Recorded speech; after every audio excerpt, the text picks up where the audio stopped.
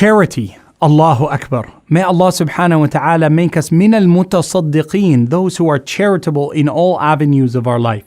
Charity is the hallmark of a believer. It's always confined and tied to salah. Notice Allah subhanahu wa ta'ala, as Abdullah ibn Mas'ud radiallahu anhu teaches us, that there are three pairings in the Qur'an. There are three concepts always attached with another three. So Allah subhanahu wa ta'ala always in the Qur'an will say, Ati'ullah wal Rasul, be obedient to God and also His Messenger Muhammad sallallahu alayhi wasallam. The second pairing is Aqimu salah wa atu zakah. Give your prayer to Allah subhanahu wa ta'ala, but also spend in your wealth in that which is pleasing to Allah, and pay the zakah, the purification of your wealth.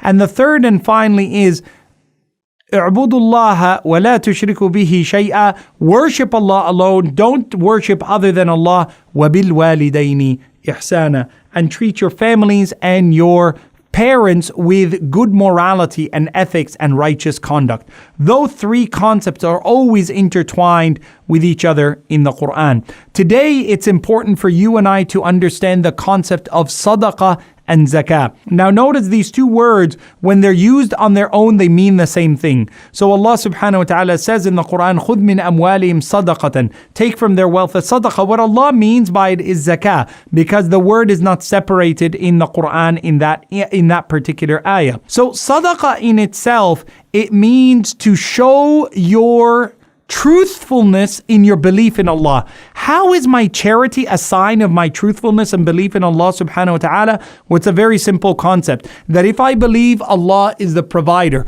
that Allah is the giver of all good, that Allah is the one who withholds some of the things that I want from me, if I believe that Allah is the giver and the taker, therefore that whatever I have that I give to others, it is a sign to Allah, a testament and an evidence that I believe Allah will return to me what I've spent, that I believe that Allah is the one who owns all things and that I'm just a distributor of that which Allah has blessed me with, that I believe that I'm a part and parcel of the life's betterment for other people, and therefore it becomes a sadaqatu burhan.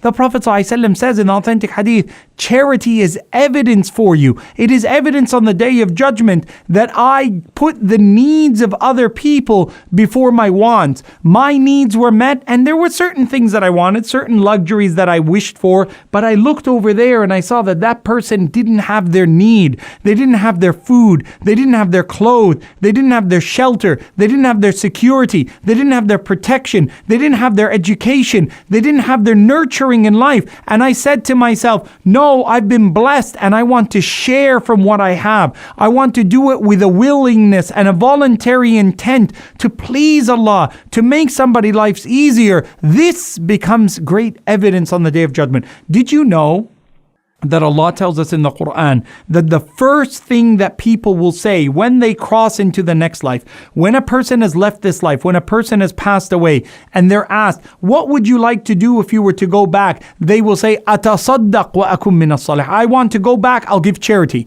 It's not I'll go back and I'll pray 2 rak'ah. I'll go back and make hajj. I'll go back and make umrah. I'll go back and fast Ramadan. No, I'll give charity. Why? Because it's evidence. Allah subhanahu wa ta'ala wants to see from you and I that we put other people's needs as a priority. وَيُؤْثِرُونَ عَلَىٰ أَنفُسِهِمْ وَلَوْ كَانَ بِهِمْ قَصَاصَةٌ. Allah subhanahu wa ta'ala described the righteous from the Sahaba, Ali ibn Abi Talib, that he would give from himself even though he needs it. Even though in his home he's lacking certain things, he sees somebody else is lacking more. And although I need it, I'm going to share and I'm going to split my date in half. Look at the words of the Prophet ﷺ. He says, اتقوا النار ولو بشق تمرة. Save yourself from hellfire even if it's by splitting, sharing half of your date. And this was actually a reality. Aisha radiallahu anha, in the house of the Prophet ﷺ, a lady knocked on the door and she had 2 young daughters with her. The hadith is in Sahih Muslim. and she had asked everywhere else. Everyone in Medina was in hunger and famine. And the only place she could turn to, even though nobody wants to take food from the Prophet ﷺ, they would rather share their food with the Prophet ﷺ. She has nowhere to go. So she knocks on the door. They're starving. They're in a moment of difficulty. And she knocks, and the Prophet is in home ﷺ, and his wife Aisha answers, and she says, Ya al-Mu'mineen, do you have anything that you can share? And Aisha radiallahu anha, she says, Wa Rabbil Kaaba, by the Lord of the Kaaba, Almighty Allah, all we have in the house of the Prophet are 3 dates, sallallahu alaihi wasallam, but you can have them. So Aisha, without asking the Prophet sallallahu alaihi wasallam, without considering her own self, she gives the last 3 dates, the last food in the house of the Prophet sallallahu alaihi wasallam, to this mother. And the mother takes the dates. She gives one to this daughter, and the third one's in her hand, and her daughters wolf down the dates, and they look at the third date up in their mother's hand. And she sees them in that condition. She sees their hunger, so she decides to go hungry herself, and she breaks the date and gives each of them half, and she continues to be hungry. Aisha radiallahu anha, she said, O Messenger of Allah, when he returned, such and such and such happened. The Prophet immediately said, Wajabat laha al-Jannah. Paradise is hers. Paradise is written for her for that act of love and service that she has shown. The ulama, they comment, if that paradise was for this woman who fed her own children, what then is the paradise that is set in store for Aisha radiallahu anha wa ardaha? The Prophet ﷺ, who they are the ones who are deprived, and they're not their family that they have fed. Allahumma salli ala Muhammad wa ala ali Muhammad. May Allah make our charity our shelter on the Day of Judgment. In the authentic hadith, Prophet ﷺ said, your sadaqah will be your veil and your shelter and protection on the Day of Judgment. It will be like a cloud that protects you from the heat and the difficulty of the Day of Judgment. Allahumma ameen. Finally, the Prophet ﷺ, he said that there will be 7 types of people on the Day of Judgment who will be given shelter and protection and shade when other people will desire it, they won't be given it. One of those 7 types of category of people is a person who gave with their right hand. They put their hand in their pocket, in their wallet, and gave with their right hand, that they didn't count what was there. They just gave what they had, that even their left hand was unsure of how much was given. They didn't hold their wallet and open it and say, oh, not the 5, not the 10. Okay, I'll give a 1 or a 2.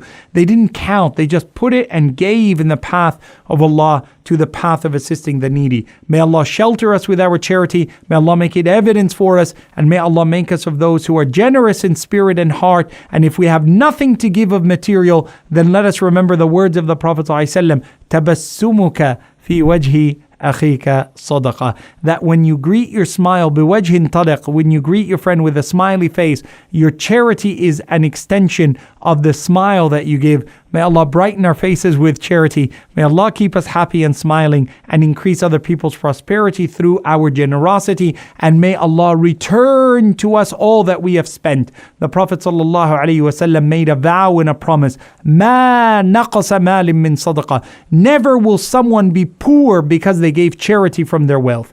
Never will someone be deprived because they gave charity from their wealth. Never will someone be needing if they have given charity from their wealth. May Allah increase our prosperity through our charitableness. Allahumma ameen. Wa salli Allahumma wa sallim wa zid wa barik ala Sayyidina wa Nabiyyina Muhammad sallallahu alayhi wa sallam. Your brother Yahya Ibrahim. Wassalamu alaikum wa rahmatullahi wa barakatuh.